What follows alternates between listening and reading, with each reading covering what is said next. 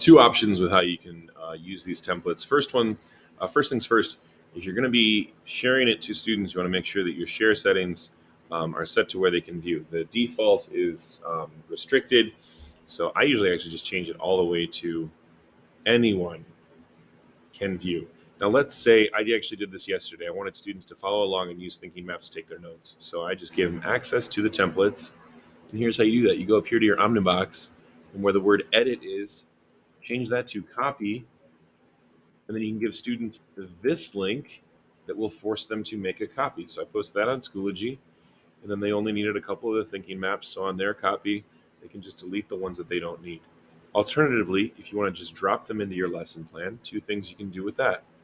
I used this multi-flow map yesterday, so I'm going to just make a copy of it.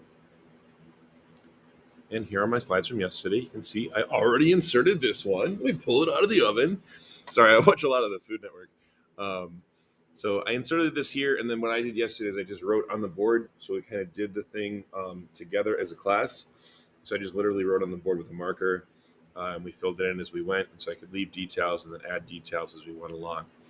Alternatively, you can actually give students access. So you would click share, and let's say you want students to fill in this thinking map. I actually have one where I can show you. Okay, so on here, I just used some standard roles that I think a lot of us have used roles in our classrooms. This is the standard set of roles that I use. It's just student, driver, captain, scribe, and timekeeper. They're described there. I tell students what their roles are before we start. It's a role assigner in a different video.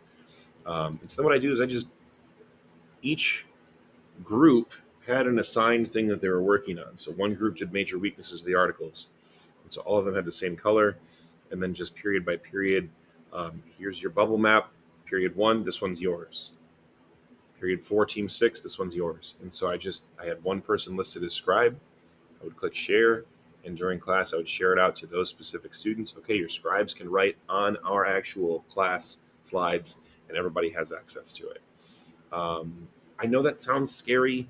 If they happen to delete everything for you, you can click this edit button, and you can go back and correct it, and it shows you who made the edits anyhow. You can see who might have deleted things. Honestly, I haven't had a struggle with it. I also haven't had kids go back and like just copy stuff from the previous class. I think they understand that their peers maybe are not correct. So that's a couple different ways you can use these right directly into your slides or how to share them out with students. As always, questions, comments, concerns, send them off to us on the tech team. Please take care of yourself and one another. Stay safe. Wash your hands. Wear a mask. We love you. Happy Friday.